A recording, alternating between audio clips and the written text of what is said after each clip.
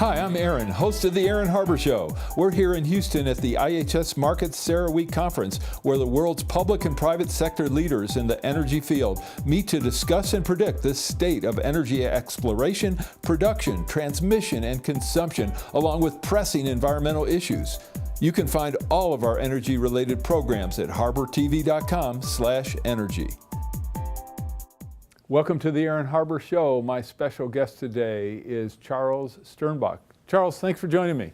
Aaron, it's great to be here. My pleasure. Of course, you're president of the American Association of Petroleum Geologists. So we're going to talk about rocks today. But tell me a little bit about the AAPG and also the fact that you've been around for a century. Yeah, it's not you personally. Yes, the organization was founded in 1917, and we just celebrated our 100th anniversary.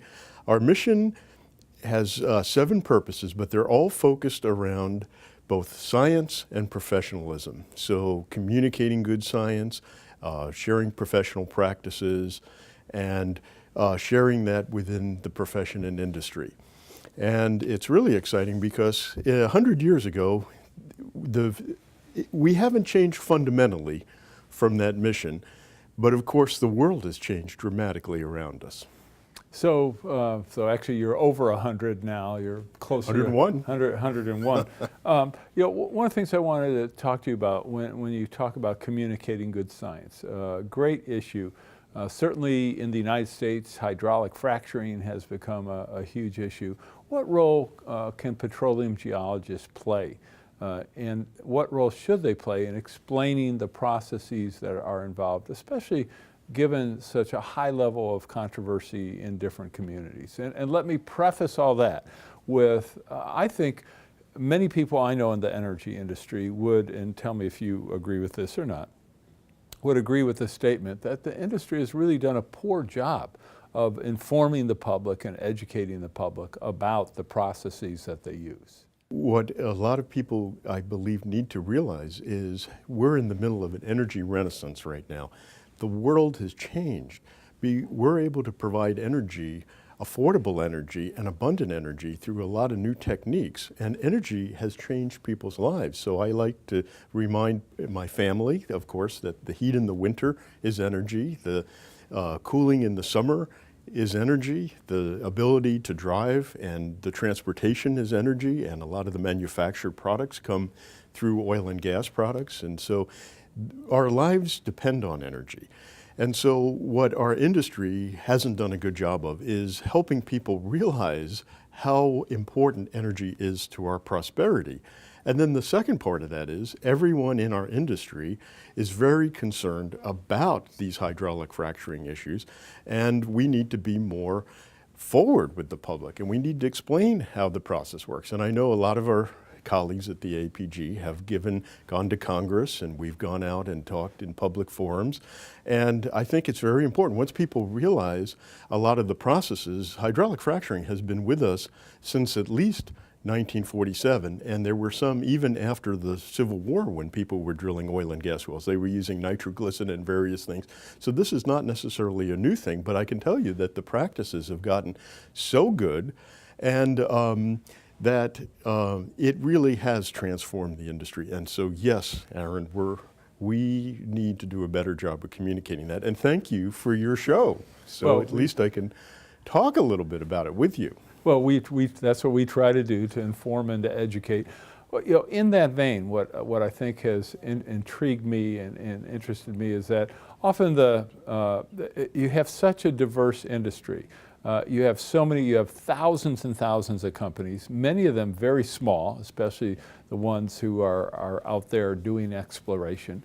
A lot of them can't afford, as it were, to spend a lot of dollars on education. They depend on associations or organizations like your own. But at the same time, I think there's a real question about the level of concern in terms of educating the public. Has that changed in the industry? Do you think the industry is much more sensitive to the need to inform the public? I believe so. So a lot of the leadership comes from the large companies, as you suggest. And I know now in a lot of the big basins, the Appalachians and The Permian Basin, there's a lot more education to the public about what are the processes, more dialogue up front, and I think that most of the very big companies realize that it's really critical, and they have to lead, because the smaller companies, we talk a lot about sustainability. The biggest issue for the smallest companies are sustainability equals survival. So they're very much just trying to make their way. So, you know, the abundance in the industry comes from the large companies that have a lot of resources. And we're seeing them step up a lot now, because earlier they weren't into hydraulic fracturing very much, but in the last 5 to 10 years, they've become very big in it, and so now they are really helping with the education that is long overdue. Right. A lot of the smaller companies, they were really at the frontier of this, experimenting, trying different things, getting success, and the bigger companies kind of sat back and said, well, we're going to see how this plays out, and even if that means we pay a premium later, we're willing to wait and see, and of course, as you said, that's what they did. So the reality today is that the industry in many cases has the technology, the tools, the devices, the mechanisms to mitigate a lot of the concerns of the public. Certainly noise, you now have systems where noise can be mitigated. I'm familiar with one system where you can be at a drill site, and if you're just 500 feet away, there's almost no difference in the ambient noise level as if they weren't there. Obviously, smoke can be addressed. A lot of companies now address the truck traffic that overwhelms neighborhoods or local roads with pipeline systems instead. But a lot of these solutions require an additional cost, and some companies really resist paying that extra cost. What's your take on that, and where are we going with that? Well, it's good business. So my good friend Scott Tinker likes to talk about energy, economics, and environment. They all go hand in hand. So to provide the energy that we need to survive and to thrive as a species, we've got to look at the economics. And so a lot of the processes of using smaller footprints and doing things in a more efficient way are just economic good sense. And so a lot of that has a big impact on the environment. So there actually is a synergy there, and it's very powerful. So it's amazing because these things don't necessarily act against each other. So we're seeing a lot of realization in the industry that being good in our practices and to the environment, it makes good economic sense and is helping us with the energy, and it all comes together. Well, certainly you used to have, at a drill site, you would drill one well. Today, you're seeing sites with 16 or 32 wells. So obviously, because of lateral drilling, where you can start at one point and then go 2 or 3 miles in any direction underground, allows you to really reduce the environmental impact at an extraordinary amount compared to 20 or 30 years ago. Yeah, and one other thing is, by getting a lot of clean burning natural gas, which is liberated in the hydraulic fracturing deep underground, and carefully and wisely managing that, it's giving us choices. And energy choices are a wonderful thing, because a particular community may prefer to have clean burning natural gas and not have coal, for example. And this gives us choices as well as a nation, because there are different regions where perhaps solar in the southwestern U.S., there's plenty of solar energy, and there are fairways where there's a lot of wind energy. There's places where there's geothermal energy. So it's a combination. It's not just one energy. What we're really beginning to evolve as an industry, and where APG is working to lead, is we're focused on the core energy, which is oil and gas, and it will continue to be. It has been our core energy for 100 years, and even though we're mixing in a lot of other alternate supplies, I think it's pretty safe to say, specifically from what I've been hearing, it's here to stay for a long time, but we're mixing in other options. And because we have the clean burning natural gas, we're able to allow individuals and communities to make their own choices. If you don't have abundance, you don't have any choice. When you have abundance, then you can make some choices. So what has surprised me the most is what a poor job the industry has done on 2 fronts. One is explaining the processes you and I referenced, and and their immediate benefits, but also the other benefits of, for example, on the petrochemical side. I think most people don't realize that the clothing that they wear is dependent on petroleum. They don't realize that not just the gasoline or fuel in a car, but much of the car itself, the vehicles they drive, are dependent on petroleum products or products derived from petroleum. The clothes they wear, the pharmaceuticals they consume, the drugs they consume. To me, the industry has just done an absolutely horrendous job, or really no job, just explaining to people what they are getting when these products are extracted from the ground. So that has surprised me, number one. Number two, you talk about energy in terms of just the use of energy itself. And again, the industry not really conveying to people that because of relatively inexpensive energy, products can be manufactured, people can live comfortably, and you referenced some of that. And what, again, they don't see, what the public doesn't see, is because of the renaissance you talked about, in particular with natural gas, but oil too now, you have prices that are far lower than on an inflation-adjusted basis than compared to certain years than they've ever been. And if you didn't have that renaissance, you'd be paying $4 or $5 a gallon for gasoline. Your electricity bill might be double what it is today. Most people have no perception of that. Right. So one of the amazing things is a couple of groups have done economic benefit studies. And there's a group, Michael Porter at Harvard, and we've worked with one of his colleagues, the Boston Consulting Group, David G. They did a study, what has this recent energy renaissance done for the average American? And this report is available online. And the amazing thing is it has at least benefited $1,000 per capita in GDP benefit. And there's many, many other dollar benefits that it's helped with additional government revenues on the royalties. There's been a lot of other benefits just to the economy. There's been a creation of an amazing number of jobs, and not just jobs, but really good quality jobs. I was able to tour some of the facilities in the Appalachians. Range Resources was showing some of their operations, and there were smart young people with clipboards, and they were all getting good jobs, and it was helping them with their families and making things better. And here in Texas, where I live, which certainly has been a huge phenomenon in the Eagle Ford Shale. And it's not just the resources, but it's all of the other benefits to the economy, the huge multiplier effect of having affordable and abundant energy. And yes, Aaron, $4 or $5 a gallon for gasoline would not be fun.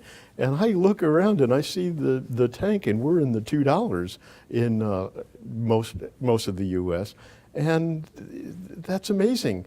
There is a real benefit to everybody's pocket because of this. And so, yes, the industry should be talking about it. So I'm sure glad that we're talking about it. All right. Well, I've got some criticisms coming up, too. So we're going to take a break. We'll be right back with Charles in just a moment.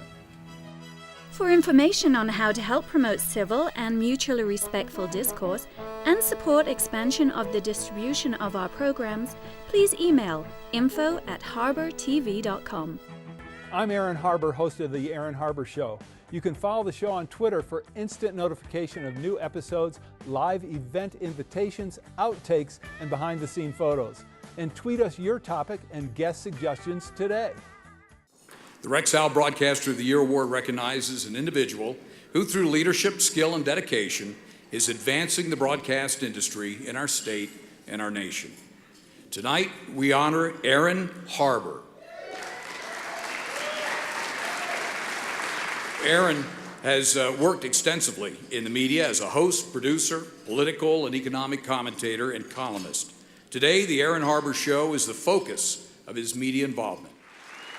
Aaron, it is a privilege to present you with the Rex Howell Broadcaster of the Year Award. Congratulations.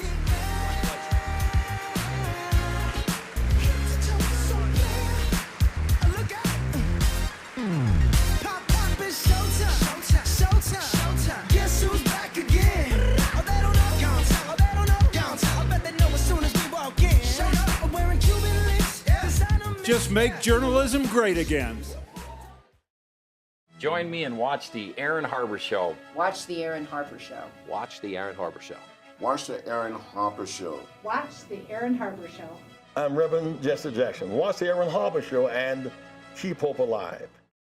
I'm Aaron Harber, host of the Aaron Harber Show. Find us on Facebook to get all the latest updates, see behind-the-scene photos, and make comments and ask me questions. You can see episodes before their TV broadcast, so like the show today.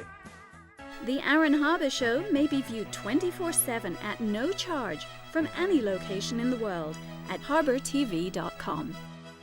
Welcome back to the show. We are with Charles Sternbach, the president of the AAPG, the American Association of Petroleum Geologists. So Charles, we've been talking about the real incredible impact that the Renaissance out in the fields has had on America and on the entire world. Talk a little bit about the technological advances, which did a couple things. One is it certainly allowed companies to go into fields, into areas, to reservoirs that in the past were not considered profitable, that the cost per barrel or per thousand cubic feet of gas, natural gas or whatever, was just seen as the extraction cost was too high. But with the advancement of technology, suddenly those costs went down. The second thing it has done, those advances have done, is allowed companies to go back into fields or to stay in fields where the calculation was it's not financially profitable to either be in those fields or to continue to extract from those fields.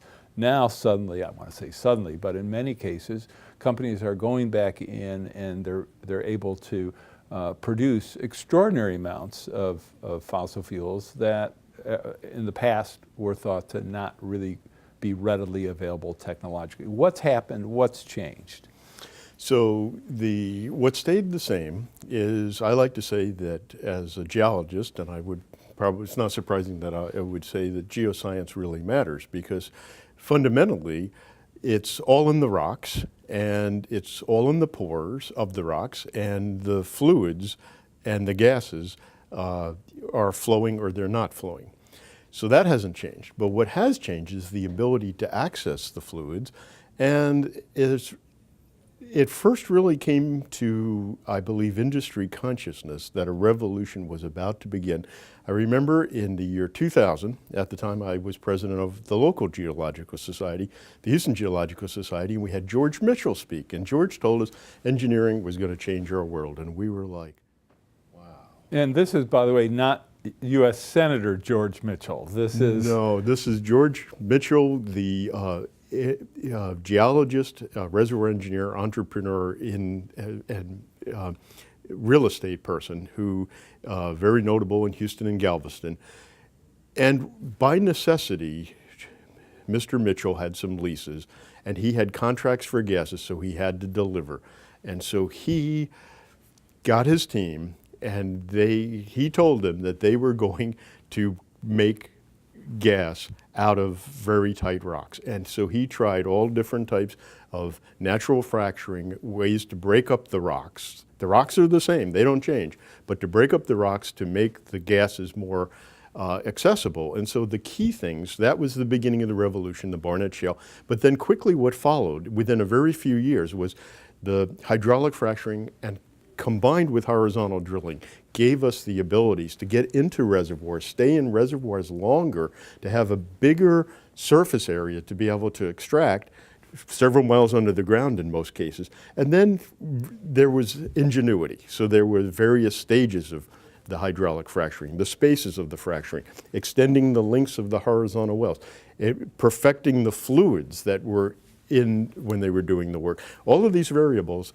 but what happened very quickly within a few years, I mean, this is amazing in geological time, the transformation that amazing amounts of energy could be released from the shale and tight rocks. And there's one other technological transformation that's going on at about the same time, and we really need to talk about the enhanced seismic imaging. So because of the computing power, the revolution, we all know Moore's law, the continuing, so we have supercomputers, and the energy industry uses more computer power than every other industry except for two: the Department of Defense, the military, and Hollywood, Pixar and some of the other entertainment-based things. But when you get right down to it, the amount of data that's collected through seismic imaging and processed and enhanced has progressed so greatly that areas that beneath salt and pre-salt in certain areas and certain basins, you couldn't image it. You didn't know it was down there. And so within the last 10 or 15 years, that's become possible too. So combined, these two things are what's driving the renaissance. And one of the fascinating results is that you have this extraordinary increase in production. You had, of course, a crash of the price of oil several years ago.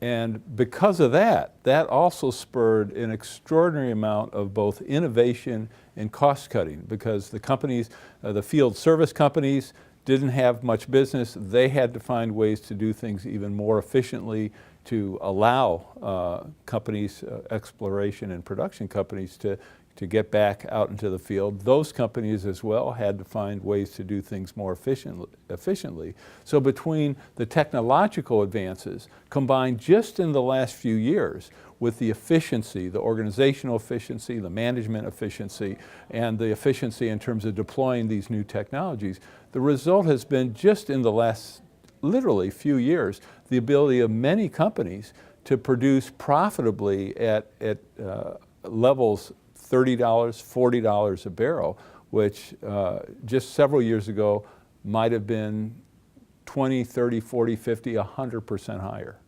And so that opens up even more opportunity in terms of the available resources. So literally the downturn also helped make more resources available. So it's very interesting. When times get tough, the tough get going. And that's very true in the energy business. And when you look over the history of the 100 years, I've done this for the APG. We've looked at the biggest oil and gas discoveries, the biggest energy discoveries. The proliferations occur and the technology occurs during hard times because it has to. So it's interesting, but the economic challenges have made us stronger. All right, we're going to take our last break. We'll be right back in just a moment. For information on how to help promote civil and mutually respectful discourse and support expansion of the distribution of our programs, please email info@harbertv.com. Hi, I'm Aaron Harber, host of The Aaron Harber Show. Because I've never done endorsements or commercials, people ask how are our programs funded, especially because we provide them as a public service to all our broadcast outlets. It's expensive to produce our show, whether we do them here in Denver or go to places such as Aspen, Washington, D.C., or even Iraq. The answer is we depend on contributions to support our work to bring you some of the nation's top opinion leaders. Individuals, businesses, foundations, and other nonprofits make tax-deductible contributions to the Democracy and Media Education Foundation to help allow us to continue to work for you. To find out more, to make a donation, just go to dmefd.org. The DMEF is a tax-exempt public charitable organization and has promised to dedicate 100% of every contribution to support our public affairs initiatives.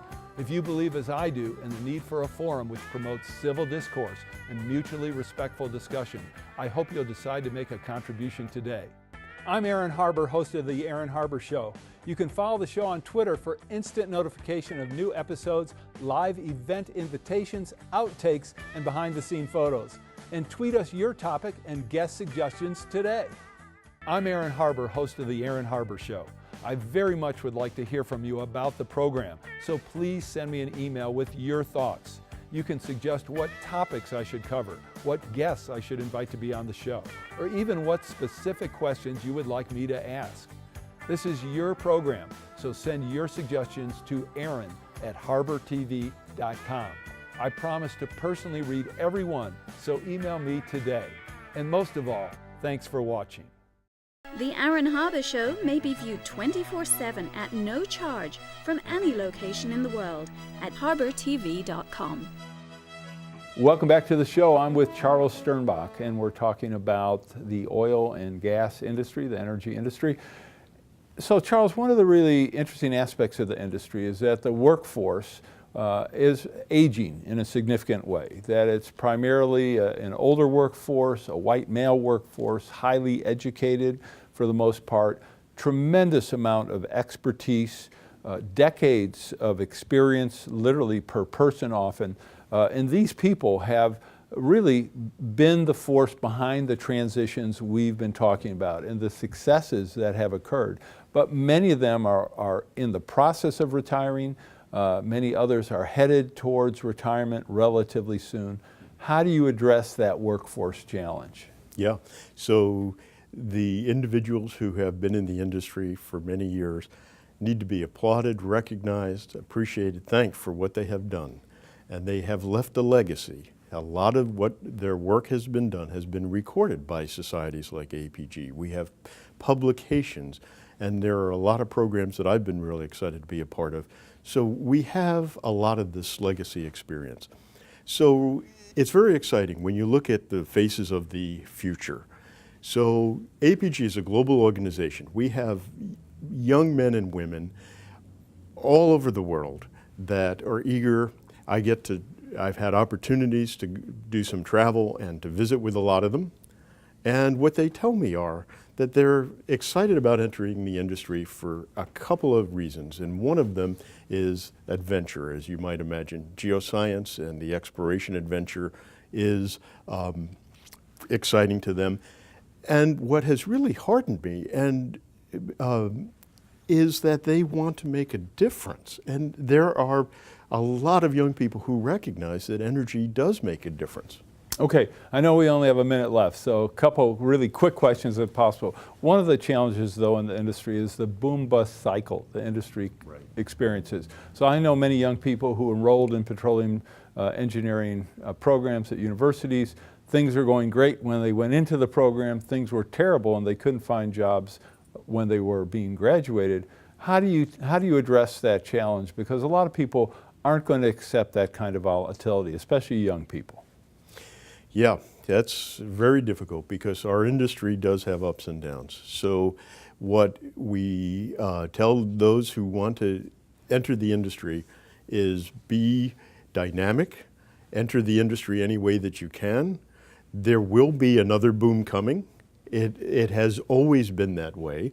And that when that boom comes, be ready and be prepared to ride it out for the long haul. All right, last question with 60 seconds left.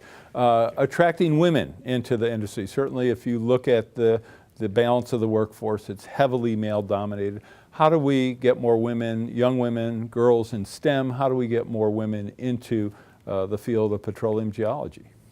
So APG, the next president after myself will be a woman. And we've had several women presidents. They've done outstanding jobs, and they are fantastic.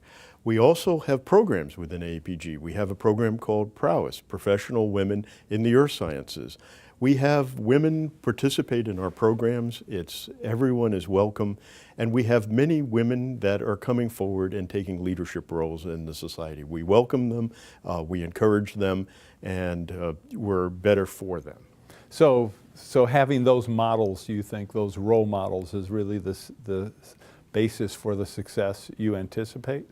Oh yes. To me, it's all about role models and in exploration analogs. Show me something that's succeeded, show me someone who's succeeded, and you will inspire me. So a lot of our leadership is putting out super people, super women, and to show what others can do. All right, Charles, thank you so much. Thank you, Aaron. Charles Sternbach, that was Charles Sternbach of APG. I'm Aaron Harber. Thanks for watching.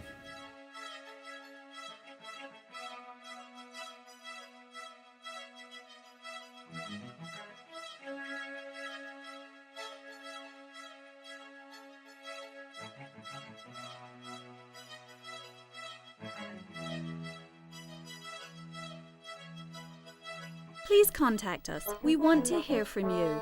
And thanks for watching.